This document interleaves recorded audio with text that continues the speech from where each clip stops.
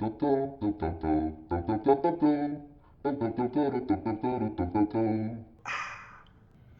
everyone, welcome to the Half Naked Quilter. My name is Clay and this is Season 1, Episode 7.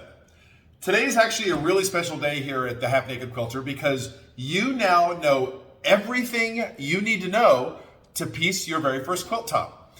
We've gone through the entire process together.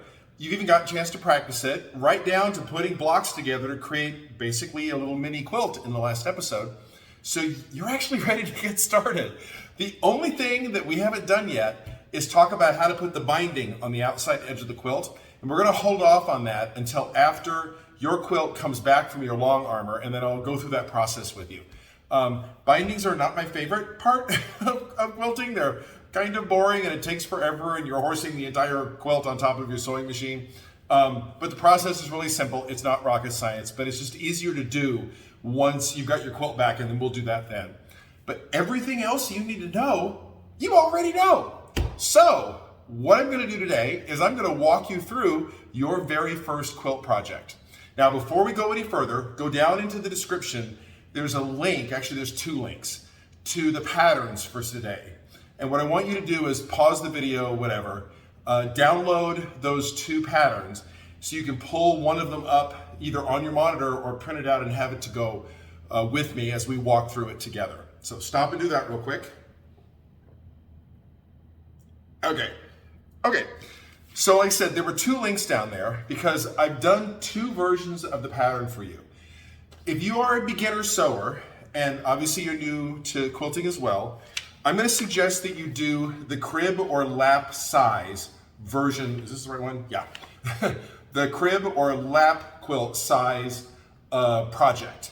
There's a little less to work with. You're not making as many blocks, and particularly when you get to the end of the process and you're putting the final rows together, you're not horsing as much fabric under the needle, and it'll be a little easier for you. So I'm going to suggest, if you're new to sewing and new to quilting, do the crib version. If you've got some experience sewing, maybe you work on clothes or something else like that, or you're feeling really, really ambitious, then go ahead and tackle the twin bed sized version. So there's two copies of the pattern here, crib or a lap quilt, and twin size. Now, honestly, the only difference, look here, the only difference is the number of blocks. That's the only difference here. The entire sewing and cutting and all of that, all exactly the same. It's just for the twin, you're cutting out more and you're sewing more. For the lap quilt, the baby quilt size, not so much. So I'm gonna walk you through the lap and baby quilt size version on this episode today. So I'm gonna put the twin bed version aside. But like I said, if you decide to do that, it's all the same thing. You're buying more fabric, you're cutting out more squares, and you're sewing more blocks. It's one of the interesting things about traditional quilting is once you know what block you're gonna do, how big the end product ends up being is based on how many blocks you make. So, alrighty, so let's talk about this. So let's go ahead and go to page 2. And I want you to look right here. I'm gonna put up a bigger version of this right about now. The diagram of the blocks and the fabrics. This is just me babbling at the beginning, so you can read that on your own and be bored to tears. Okay, so basically for this project, you're gonna need 3 fabrics. Fabric A is the fabric that's gonna be on the corners and in the center of your 9-patch block. So that's fabric A. Fabric B will be the other fabric in your 9-patch block. So it's the one that's in the center of all 4 sides. So fabric A is the corners in the middle. Fabric B is the one that's in the center of the 4 sides. Fabric C is going to be what you use for the big solid blocks. Remember, we did this in the last episode. In 9-patch, you alternate a 9-piece block with a solid block, with another 9-piece block, with another solid block, right? Fabric C is your solid fabric. So you're gonna purchase 3 fabrics, and I've got the yardages all listed down here with a spot over to the side where, as you choose, you can write down quickly for your own reference. Oh, I got this fabric for this one. I bought the green fabric with the purple stripes for this one, or whatever it is. So you can make a note to yourself. Now, in terms of yardages, so for fabric A, for the lap and baby quilt size, you're gonna need a yard.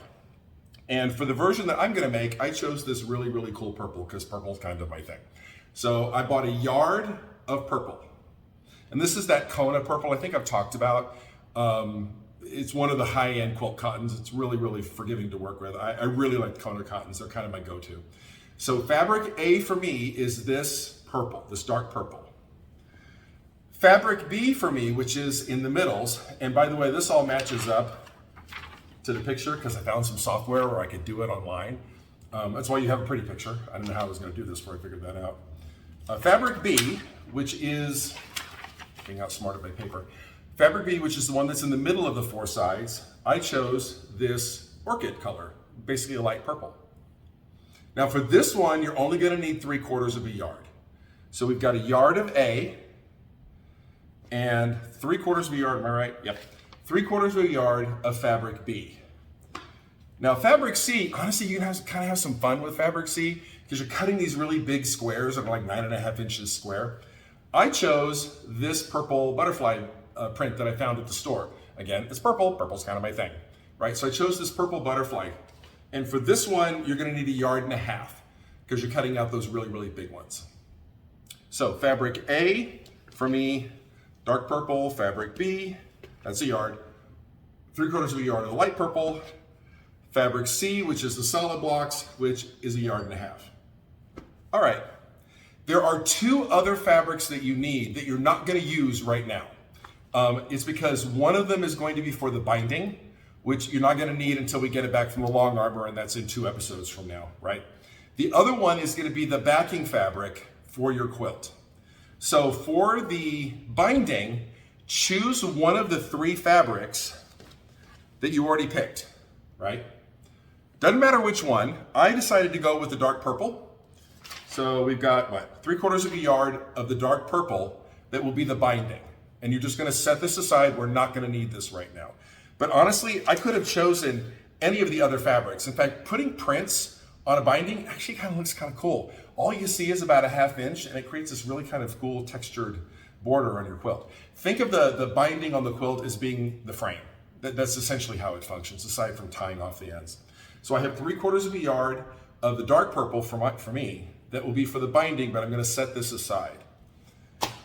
For the backing fabric, and this is important, the finished size of this project is 45 inches by 63 inches. Well, 45, the fabric comes 44 to 45 inches. Your longarmer, we're gonna talk about this in the next episode, is gonna want extra space on the outside edges of the backing because she needs that to load it into her machine. They make a special fabric specifically for quilt backings. It's 100% cotton like all the others, but it's 108 inches wide. The nice thing about that is you don't have to piece 2 pieces of fabric together to get enough width for the backing of your quilt. So you're going to use this 108 inch wide stuff. The store will have it. It's often someplace else because the bolts are higher. It's folded over twice on the bolt, so instead of 2 layers, there's going to be 4 there. Like I said, because the bolts are a little higher, they're going to be in someplace else in the store. It'll often be labeled as quilt backings. You won't have as many options, but that's what you want to be targeting for the backing of your quilt. So when you get the backing, you're going to need 1.5 yards, and it's that 108 inch wide, 100% cotton quilt backing. What I've chosen is this swirly brown design. Now, I have a tendency when I put the backings on quilts, the backing has nothing to do with what's on the front. I choose something completely different because you never see the 2 of them at the same time. And I love the idea that you can flip the quilt over and it's a completely different color, right? You can do whatever you want. That's just kind of my shtick. And if you haven't figured it out by now, I have lots of shticks. So I chose this swirly brown pattern for the back of the one that I'm gonna make to match what you're doing. You'll need 1.5 yards. And again, you're gonna put this aside, just like with the binding fabric. You won't need these until after this comes, and well, actually you'll need the backing when we send it off to the longarmer. Won't need the binding until the step after that. So just set those aside, find a drawer, stick them away. You're not gonna need them for now. What you'll need to have out are your fabric A, fabric B, and fabric C. All right, if you're looking at the twin pattern, there's more yardage. One thing I should warn you about, I hate running short of fabric. So when I do the yardage calculations for a project, I always add 10% and then I round it up to the next quarter of a yard. So you've got plenty of extra fabric to make mistakes. If you have some left over at the end, leftover fabric is never a bad thing. You put it aside, it finds its way into another project at another time. Maybe it becomes a tote bag, maybe it goes into a scrap quilt. Lots of uses for extra fabric. Extra fabric is not a bad thing. So you'll probably have some left over unless you make a huge mistake and have to start over cutting something. But don't worry about it, you're gonna have enough. Because like I said, I add 10% and then I round up to the nearest quarter of a yard. So you've got some wiggle room there. All right, if you're looking at the twin version, the yardages are more, obviously. So follow that guideline, but it's the same thing. A, B, C, binding, backing. All right, before I go on, I have to tell you about this ongoing discussion within the quilt world about whether you pre-wash your fabrics or you don't pre-wash your fabrics. There are people that are just zealots for pre-washing, and there are people that, nope, I never pre-wash, I don't pre-wash. Honestly, it's a preference thing. Let me give you the why arguments on both sides so you can make up your own mind. For those of you that are beginners, I'm gonna recommend for this project that you don't pre-wash it. And that's because the first downside to pre-washing is you have to iron all the fabric again. In fact, you have to iron it twice. You have to iron it, then you have to fold it back over again to put the selvages on the same side and iron it again so that it looks like it came off the bolt. Because remember, that's how we cut it. It's a lot of ironing. For this project, it's not so bad. But if you got a 6 or 7 yard piece of fabric, you're fighting a monster.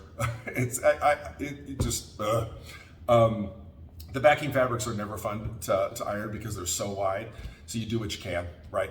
But that's, if you're a beginner, I'm gonna recommend that you don't pre-wash, at least for this project. Okay, so let me give you the reasons to pre-wash your fabric, and there's basically 2. The first reason to pre-wash your fabric is to pre-shrink it. Remember, we're working with 100% cottons here, and they will shrink the first time they go into the wash. Actually, it's the dryer that does it.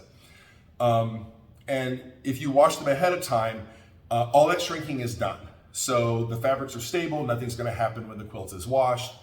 That's the biggest, one of the 2 biggest reasons for pre-washing.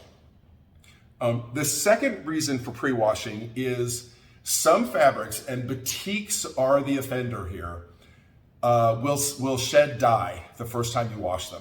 High quality batiks, the batiking process goes through like 6 or 7 dye baths. It's actually really cool. Go out on YouTube, search for batik manufacturing videos. It's actually a really cool process. They put wax on it and they dye it. They put wax on it again and they dye it again. And a really good quality batik, they will have rinsed all the dye out at the end. But you never know because it's a hand process. The worst thing in the world is to make a quilt, you've got a batik in it, and that batik is sewn to a light color next to it. First time it's washed, that dye bleeds over into the lighter color. It's happened to me a couple of times because I wasn't paying attention. So definitely, if you have batiks in your quilt, you're gonna wanna pre-wash. It's just a safety thing because you don't know if it's gonna shed dye or not. So those are the 2 reasons to pre-wash. To pre-shrink the fabric, and also to rinse out any residual dye. Now, something like this has been printed, kind of the exact same process they use for printing magazines. That's how old I am, I remember magazines. So this isn't gonna shed dye because it's been printed. Most solids, they were actually yarn dyed. The yarns that they weave the fabric out of were dyed first, and then they wove the cloth. And so those are considered color fast as well. But the 2 biggest reasons for pre-washing are pre-shrinking and to make sure that they don't shed dye the first time the quilt is washed. Those are the 2 big reasons for.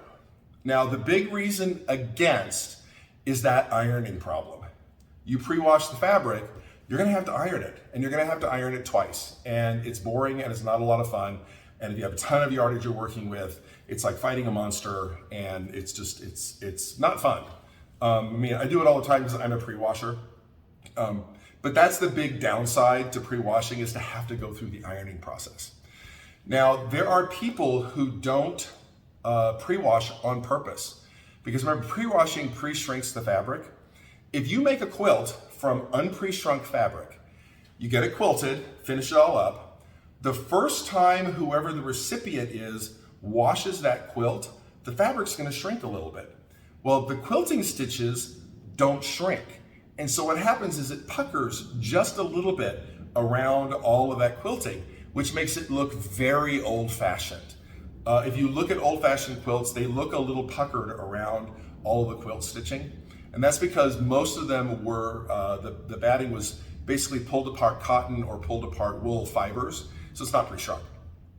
Everything shrinks the first time you wash it. So you get that little puckered around all of the quilting lines. And some people really like that because it makes it look very, very old school, very 1800s.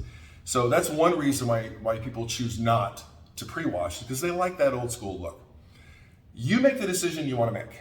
I have a tendency to pre-wash. If you're a beginner, I'm going to recommend that you not for this project, just because that ironing process is kind of a pain in the butt. But you can make whatever choice you want to make here. It really is a personal preference. There's no overriding quilting authority that says you have to do it one way or another. It really depends on what you care about. If you're doing batiks, I think you need to pre-wash because of the risk of the dye running. But that's just me. So that's this to pre-wash or not to pre-wash controversy, right? The only hard and fast rule here is all of the fabrics in your quilt need to be either pre-washed or not. Don't mix fabrics. Don't mix fabrics that have been pre-washed and fabrics that haven't, because the ones that haven't, of course, will shrink. The ones they're sewn next to won't, and it gets really uneven. And you won't like the results when it comes out of the washer the first time. So either pre-shrink everything or don't pre-shrink everything. Right? It's all or nothing. Don't try to blend that, because that will get you in trouble in the final product. Alrighty, so let me tell you, walking to a fabric store is kind of a daunting experience if you're not used to it. And I'm gonna do an episode probably this summer where one of the local quilt shops has graciously permitted me to come in, and the owner and I are gonna walk through the shop and we're gonna talk about how to shop a quilt store and not be overwhelmed. But for now, if you're at all worried about how you're going to pick fabrics that are going to look nice together, I'm going to teach you a really quick hack for this. For 9-patch, this works. I use this even today. It's actually how I chose these fabrics. Start with fabric C. That's the one that's going to be the big 9.5-inch squares. Pick a really cool print. Pick something you like. There's tons of prints in the store. Make sure you're looking at the 100% cotton ones. They're probably over in the kids section someplace. But pick a print. That's your fabric C. Now for your fabric A, choose one of the dark colors out of the print. And that will be your fabric A. And for me, that's this dark purple. So that's one of the dark colors that are in the print. For your fabric B then, go to the other end. Pick one of the light colors that's in the print, which is how I ended up with this orchid. That'll give you three fabrics that you know are going to work together. So if you're at all worried or a little hesitant about picking the fabrics and worried it's not going to look nice, pick fabric C first, pick a print that you like, pull out a dark color for fabric A, pull up a light color for fabric B, and you're good to go. So it's a quick hack. Like I said, I do that today. I'll find a print at the store that I really like. I'm like, I'm going to make a quilt out of that. So I'll drag it over to the Konas and start holding it up and be like, okay, there's my dark. Yep, oh, there's my light. And I'm out the door and ready to go. All right. All of the rest of the instructions here are laid out step by step in the exact same order that we did the episodes. So this process is exactly how we've done all of the lessons up until now, in exactly the same order. And I promised you in the previous episode that for each one of them, I would give you a timestamp and episode for where we covered that skill together. That way, if you want to go back and review it, remind yourself about how something's done, there's a spot here and they're highlighted in yellow. You can go straight to that episode, fast forward to that particular timestamp, and be able to review that skill without having to listen to me babble, blah, blah, blah, blah, blah, right? So every skill has one of those. So it's a quick reference for you. If you want to go back and review how to do something, you won't have to go hunting for it. It'll be really easy to find. But aside from that, all the rest of the steps here are exactly in the same order of how we did them in the lessons. In fact, one of the first steps here, I talk about cutting the squares for your 9-patch blocks, and I tell you how many strips to cut. So I'll tell you right off the bat, cut this many 3.5-inch strips. We did that in like episode 1 or 2, right? Cut this many 9.5-inch strips to do the solids. We're gonna go ahead and cut the fabric C squares at the beginning rather than doing it right at the end like we did this time. I didn't want to confuse you before, but we're gonna do all the cutting at the beginning and get it over with, right? So you're gonna start by cutting, how many is this? 8. 8 3.5, I had to find it on there myself. 8 3.5-inch strips of fabric A.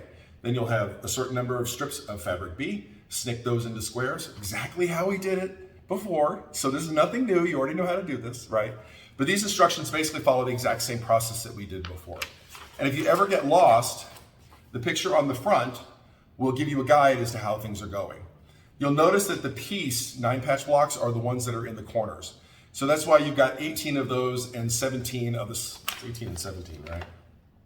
I've got both patterns in my head, so I always have to look it up. Yeah, 18 pieced blocks and 17 solid ones, because the pieced ones are in the corners.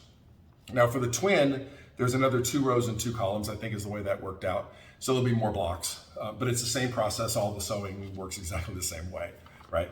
Okay. Do I need to tell you anything else here? Like I said, you've done all this. You've done all this, right? Yeah. Alrighty. So your next job is to head to the fabric store and find some fabrics that you love, A, B, and C, the binding, pick one of the 3 as your binding, and the backing fabric, remember you're looking at the 108-inch stuff, at the backing fabric, bring it back to your little studio space, and the instructions lay it out, and you're gonna make your first quilt top. I'm actually really excited. When you finish, in the next episode, we're gonna talk about giving your quilt top to a longarmer to have it quilted. My longarmer, Georgia, who used to own a quilt shop herself and now runs a home business just doing people's quilts, has agreed to come on, and we're gonna talk with her. She's gonna give you some tips about how to set your longarmer up for success and how that conversation is gonna go. And you'll get to see her machine, which is actually really cool. It's enormous. She can put a California King on it, so it's a giant machine. Basically eats up her living room, right? But we're gonna walk through that process so that after that lesson, you can find a longarmer. We'll talk about how to find one. Hand it off to them, and then it might be a couple of months before you get it back, because the good longarmers are backed up. When I give stuff to Georgia, I might not see it for 6 weeks, because she gets backed up really fast because she's good. And that's how you can tell a good longarmer is they're busy. Particularly as you head into the holiday season, let's say right into the fall, September, October, quilters are finishing their Christmas present projects, and they're all flooding their longarmers with quilt tops saying, I have to have this done for Christmas. So at that point, the delays get really bad. But at the end of that episode, you'll know what you need to hand it off to a longarmer. You'll get it back whenever you get it back, and then I'll walk through how to put the binding on it. We'll do that together, and then you'll be done. This is like I said, you've done this. There's nothing new here. You're just gonna do it again with prettier fabrics. All right, so that's it. That's all I needed to talk to you about.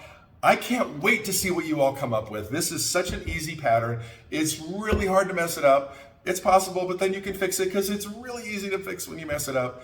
I'm really looking forward to what you all come up with. So go buy fabric, make your quilt tops.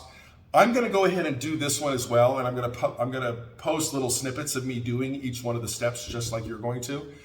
Just because I gotta make one too, so I might as well show me going through the process as well. So I'll start posting those as I get it done, just so you'll have a reference. But this is stuff you've done before. It's all in the previous episodes. So go buy fabric, start your quilt, and I will see you when you've got it done. Bye.